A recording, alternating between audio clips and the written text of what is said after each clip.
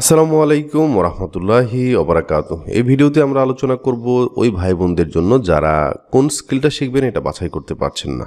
আপনি অনলাইনে ঘোরাঘুরি করছেন, অনেক মানুষের সাকসেস রেশিও দেখছেন, নিজে কনফিউশনে পড়ছেন। 2023 সালের শেষের দিকে বা 24 সালের পরেও আমরা কোন স্কিলটা নিজেদের জন্য চুজ করতে পারি, এই বিষয়গুলো আমরা আজকের এই ভিডিওতে আলোচনা করব। তো চলুন আমরা শুরু করি। আমরা যে কোনো একটা বিজনেসে যাই, মনে করেন আমরা একটা ডক ফাইলে একটু লিখে ফেলি আপনাদের জন্য, এরকম যে ধরেন আমরা এইখানে একটু লিখি, একটা হোলসেল কোম্পানি, হোলসেল করে যারা ধরেন ফ্যাশন রিলেটেড একটা হোলসেল, সেটা হচ্ছে আরএসটেক নামে একটা কোম্পানি। আমি বোঝার সুবিধার্থে এটা দিচ্ছি, যেমন টাইটেলে আমি আরএসটেক হোলসেল যারা ফ্যাশন রিলেটেড প্রোডাক্ট বানায়, তাদের একটা ফ্যাক্টরি আছে ফ্যাশন। ওকে, তো যারা হোলসেল করে এরা পাইকারি বিক্রেতা, তাই না? পাইকারি বিক্রেতা। এখন এদের কাস্টমার কারা? এদের কাস্টমার যারা রিটেইলার কারা? যারা খুচরা বিক্রেতা আর কি। ধরেন বাণিজ্যিকভাবে আইফোন কোম্পানি বানায়, তারা তাদের আইফোন ফ্যাক্টরিতে বানায় এবং তারা এই আইফোনগুলো তাদের ডিস্ট্রিবিউটরের মাধ্যমে বিভিন্ন দেশে দেশে পাঠায় দেয়, বিভিন্ন কোম্পানির কাছে পাঠায় যারা খুচরা বিক্রি করে, এবং তারা নিজেরাও তাদের বিভিন্ন বিভিন্ন আউটলেট আছে যেখানে কাস্টমার গিয়ে খুচরা কিনতে পারে, তাই না? তো আমরা এরকমই একটা কোম্পানি, ধরেন আরএসটেক, যারা ফ্যাশন রিলেটেড প্রোডাক্ট বানায় মহিলা এবং পুরুষদের জন্য, তারা হোলসেল বিজনেস করে। এখন এই হোলসেল বিজনেসের কি কি সার্ভিস অনলাইনে দরকার হতে পারে, এটা নিয়ে যদি আমরা আলোচনা করি তাহলে আমরা আমাদের স্কিলটা আমরা বাছাই করতে পারবো। দেখেন, একটা হোলসেল বিজনেসের কি কি থাকতে পারে। একটা হোলসেল বিজনেসের একটা ওয়েবসাইট থাকতে পারে, ওইটাকে আরেকটু বড় করি, একটা ওয়েবসাইট থাকতে পারে। সো এখানে ওয়েবসাইট যদি থাকে, আমি অনলাইনের কথা বলছি, অফলাইনের কথা বলছি না। সো ওয়েবসাইট থাকলে তার ওয়েব ডিজাইনার দরকার পড়তে পারে, ওয়েব ডিজাইনার্স, অথবা সে ওয়েব ডেভেলপ করাইতে পারে, ওয়েব ডেভেলপমেন্ট। ওকে, সো আমরা ওয়েবসাইট বানানোর ক্ষেত্রে দেখলাম কোনো একটা ওয়েব ডিজাইনার ধরেন ডিজাইন করে দিল, তারপর ডেভেলপারের কাছে দিল, ওয়েব ডেভেলপাররা ওয়েবসাইটটা বানায় দিল। অথবা অনেকেই আপনার ওয়ার্ডপ্রেস দিয়ে ওয়েবসাইট বানায়, শপিফাই দিয়ে ওয়েবসাইট বানায়, এটা ওয়েব ডিজাইনাররা বানায়। ওকে, অথবা ওয়েব ডেভেলপাররা বানায়। তাহলে এই আরএসটেকের একটা ওয়েবসাইট দরকার হতে পারে, তাই না? এটা 1 নম্বর সার্ভিস।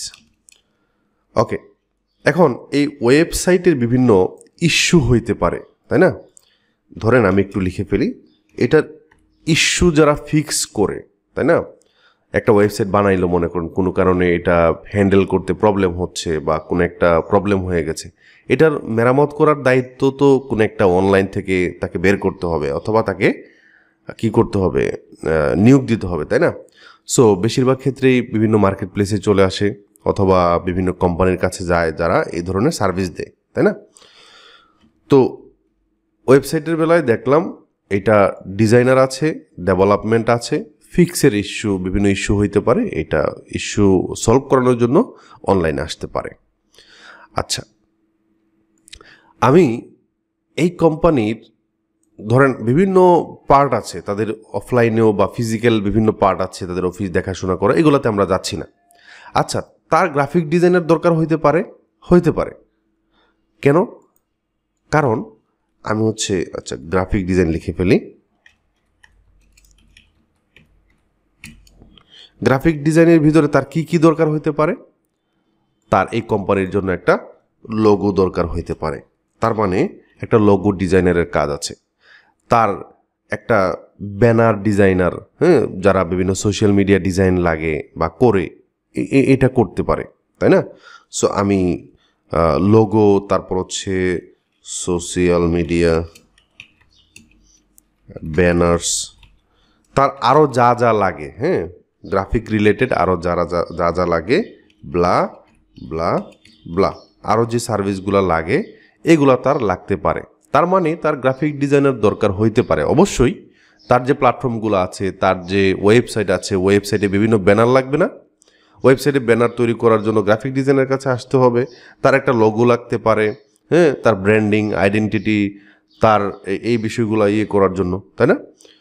সো দেখেন, এবং এই হোলসেল যে ফ্যাশন রিলেটেড যে কোম্পানিটা আছে, এরা বিভিন্ন রিলেটেড এই টাইপের তাদের এই প্রোডাক্ট ডিজাইনার, হ্যাঁ, প্রোডাক্ট রিলেটেড বিভিন্ন ডিজাইনার লাগতে পারে, তাই না? তাহলে আমরা একটু product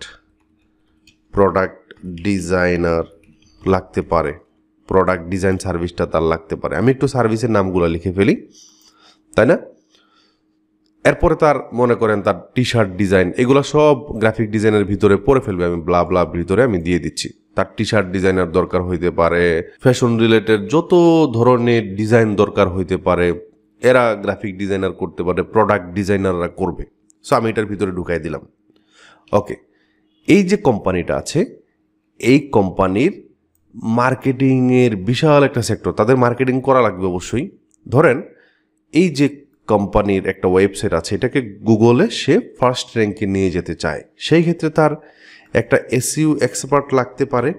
SU, search engine optimisation, এই সার্ভিসটা লাগতে পারে। দেখেন, আমি গ্রাফিক ডিজাইন লিখছি একটা মেইন ক্যাটাগরি, এই ক্যাটাগরির ভিতরে আবার সাব ক্যাটাগরি আছে, যেমন লোগো ডিজাইনার আছে, সোশ্যাল মিডিয়া ডিজাইনার আছে, এটার ভিতরে আরও আরও আরও আরও অনেক অনেক অনেক অনেক অনেক ডিজাইন আছে। একটা ওয়েবসাইট আমি লিখলাম, এটার ভিতরে ওয়েব ডেভেলপার আছে, ওয়েব ডিজাইনার আছে, শপিফাই এক্সপার্ট আছে, ওয়ার্ডপ্রেস এক্সপার্ট আছে, এটা ফিক্স করার জন্য মানুষ দরকার হইতে পারে, আরও অনেক অনেক অনেক অনেক অনেক একটা কি বলে ল্যান্ডিং পেজ তাদের বানাইতে হইতে পারে, অনেকগুলো বিষয়। প্রোডাক্ট ডিজাইনের ভিতরে আরও অনেক অনেক বিষয় তার থাকতে পারে। আমি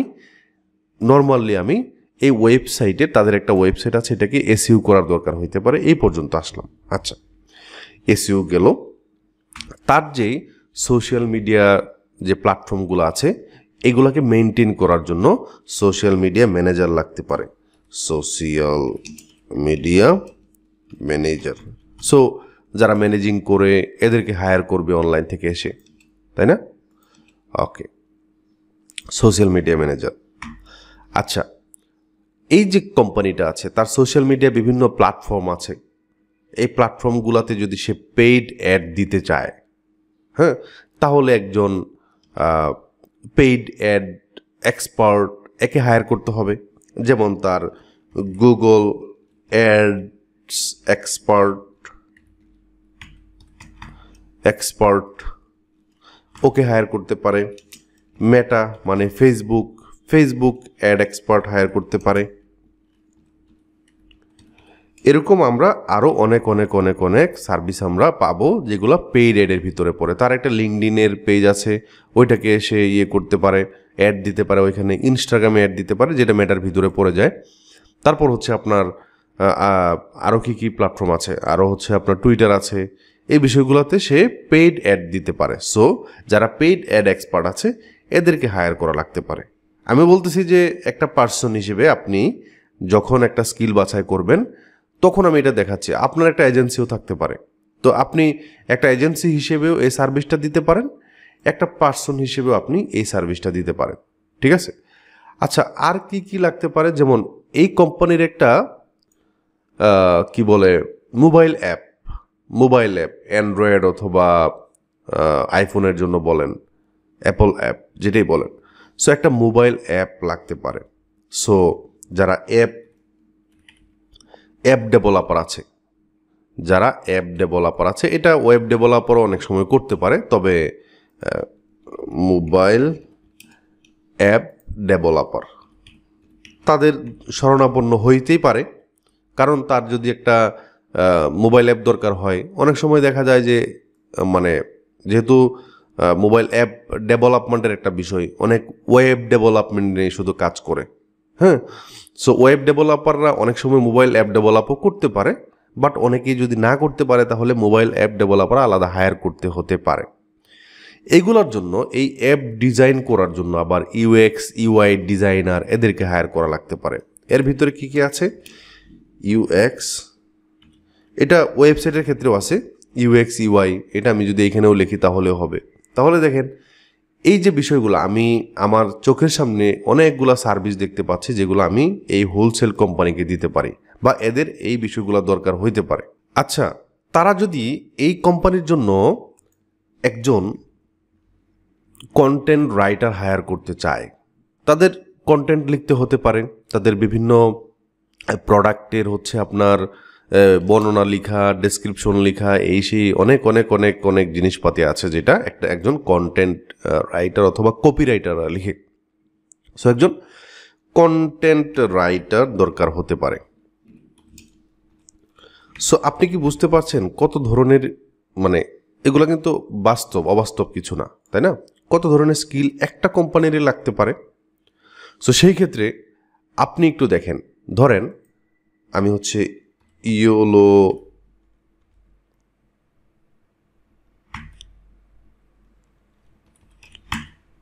ইয়োলো পেজেসে চলে যাই, YOLOpages.com চলে যাই।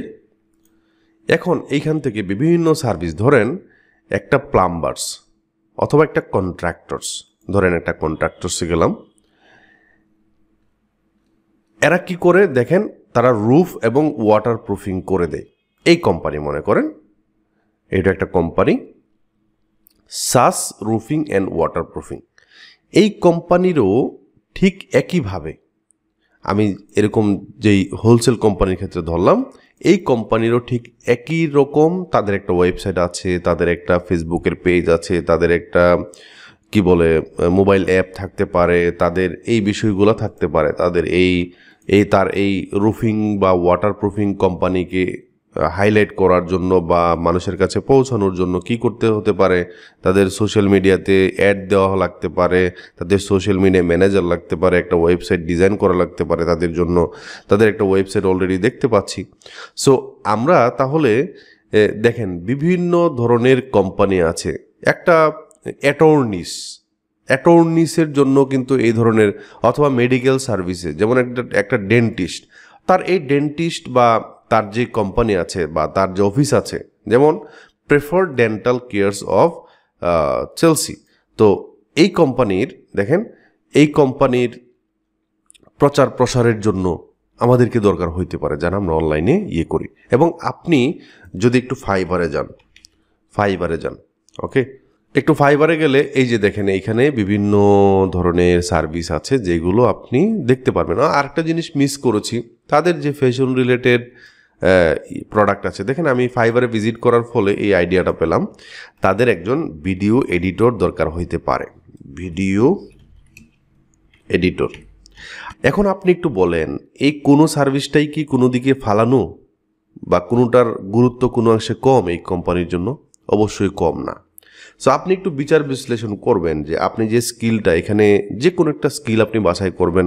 আপনি হয়তো বা ভিডিও এডিটিং শিখতে পারেন, আপনি হয়তো বা ফেসবুক অ্যাড শিখতে পারেন, আপনি হয়তো বা গুগল অ্যাড শিখতে পারেন, যে কোনো একটা। আপনি হয়তো বা সোশ্যাল মিডিয়া ম্যানেজিংটা শিখতে পারেন, আপনি এসইও করাটা শিখতে পারেন, আপনি হয়তো বা গ্রাফিক ডিজাইনের লোগো ডিজাইন শুধু শিখবেন, হয়তো বা আপনি শুধুমাত্র সোশ্যাল টি শার্ট ডিজাইনটা শিখবেন, আপনি হয়তো বা শুধুমাত্র শপিফাই ডেভেলপ কীভাবে করে বা শপিফাই দিয়ে কিভাবে ওয়েবসাইট বানায় এটা শিখতে পারেন। আপনি হয়তো বা ওয়েব ডেভেলপিং কেরিয়ারে যেতে পারেন। এখানে আবার অনেক অনেক অনেক অনেক আলোচনা আছে, যে আলোচনাগুলো ওয়েব ডেভেলপাররা ভালো করতে পারে। তবে আমি একটু বলে দিই, তাদের এখানে বিভিন্ন ল্যাঙ্গুয়েজ আছে, কেউ জাভাস্ক্রিপ্ট শিখে, কেউ পাইথন শিখে, কেউ হয়তো বা শুধুমাত্র নোড.js শিখে, কেউ এরকম আরও অনেক আলোচনা আছে যেগুলো আমি একজন ওয়েব ডেভেলপার না এই কারণে বলতে পারছি না, তাই না? আরও অনেক অনেক পোরশন আছে। সো একইভাবে আপনার এই এসইওর ভিতরে কেউ শুধুমাত্র অন পেজ এসইও করে, কেউ হচ্ছে আপনার শুধুমাত্র অফ পেজ এসইও করে, কেউ শুধুমাত্র গেস্ট পোস্টিং করে। আপনি একটু ফাইবারে যান, আপওয়ার্কে যান, ফ্রিল্যান্স মার্কেট প্লেসগুলো যদি যান, এখানে অনেক অনেক কাজ। প্রোডাক্ট ডিজাইনের ভিতরে কেউ হয়তো বা শুধুমাত্র ডিজাইন অ্যান্ড প্ল্যানিং, শুধুমাত্র প্ল্যানিংটা করে, কেউ ডিজাইনে হাত দেয়, এরকম আর কি। কেউ গুগল অ্যাডের ভিতরেও, কেউ আবার গুগল অ্যাডের ভিতরেও এটা শ্রেণী বিভাগ আছে। কেউ হয়তো বা শুধুমাত্র ডিসপ্লে অ্যাডটা করে দেয়, তাই না? সো এখন আপনার এই বিষয়গুলো একটু জানতে হবে। কন্টেন্ট কন্টেন্ট রাইটিংয়েও আপনি হয়তো বা শুধুমাত্র ই কমার্স যে ওয়েবসাইটগুলো আছে এদের জন্য প্রোডাক্টের ডেসক্রিপশন লিখে দিতে পারেন, তাই না? ভিডিও এডিটিংয়ে আপনি শুধুমাত্র কি বলে এটাকে আফটার ইফেক্টের কাজ করেন, আপনি শুধুমাত্র প্রিমিয়ার প্রো কাজ করেন, শুধুমাত্র আপনি ইন্ট্রো বানায় দেন। এরকম বিভিন্ন পেশা আছে। এখন অন্য কেউ যদি চুজ করে দেয় তাহলে তো ভালো। আপনার যদি কোনো গাইড থাকে, অনেকে বলে, আমি বিভিন্ন ভিডিওতে বলেছি এটা শিখতে পারেন। তবে আপনি একটু বিচার বিশ্লেষণ করে দেখবেন আগামী 2-3 বছরের ভিতরে ভিডিও এডিটিংয়ের চাহিদা কি কমবে? কমবে না। ওয়েবসাইটে বিভিন্ন কন্টেন্ট লেখা লাগে, এগুলোর চাহিদা কি কমবে? মোবাইল অ্যাপের যারা ডেভেলপার আছে এদের চাহিদা কমবে? গুগল অ্যাডস, যতদিন গুগল আছে এদের এখানে অ্যাড দিতে হয়, এগুলো কি কমবে? ফেসবুক আছে, ফেসবুকের অ্যাড দিতে হয়, এটা কি কমবে? সোশ্যাল মিডিয়া যতদিন থাকবে এগুলোর ম্যানেজারও থাকতে হবে, তাই না? একটা ওয়েবসাইট যতদিন থাকবে এটাকে এসইও করার দায়িত্ব একজন এসইও এক্সপার্টের। গ্রাফিক ডিজাইনের যতদিন দরকার হবে একটা লোগো বানানি দরকার। নতুন পৃথিবীতে হাজার কোম্পানি ফরমেশন হচ্ছে, এদের জন্য লোগো তৈরি করা লাগতে পারে, এদের বিভিন্ন সোশ্যাল মিডিয়ার জন্য ব্যানার তৈরি করা লাগে। সো এগুলোর চাহিদা কি কমছে? ওয়েবসাইট যারা বানাইতে চায় এটার চাহিদা কি কমছে? এখন দেখবেন আপনি সবারই একটা পোর্টফোলিও ওয়েবসাইট থাকে, তাই না? কেউ একজন যদি শুধুমাত্র পোর্টফোলিও ওয়েবসাইট বানানো শিখতে পারে তাহলেও তার কাজ আছে। এখন আপনি কোনো একটা স্কিল শিখলেন, এটাকে মানুষের কাছে পৌঁছে দেওয়ার জন্য আউটরিচ করা লাগতে পারে। হয়তোবা আপনার কাছে কেউ আসবে, আবার আপনিও মানুষের কাছে যেতে পারেন। সো আপনি যদি কোনো একটা অনলাইন প্ল্যাটফর্মে একটা আপনার সার্ভিস ক্রিয়েট করেন তাহলে আপনার কাছে মানুষ আসবে, যেমন আপওয়ার্ক, ফাইবার এগুলোতে। আর যদি আপনি বলেন না আমি এগুলোতে কাজ করব না, নিজে কাজ করব, তাহলে আপনাকে খুঁজে বের করতে হবে, তার কাছে যেতে হবে।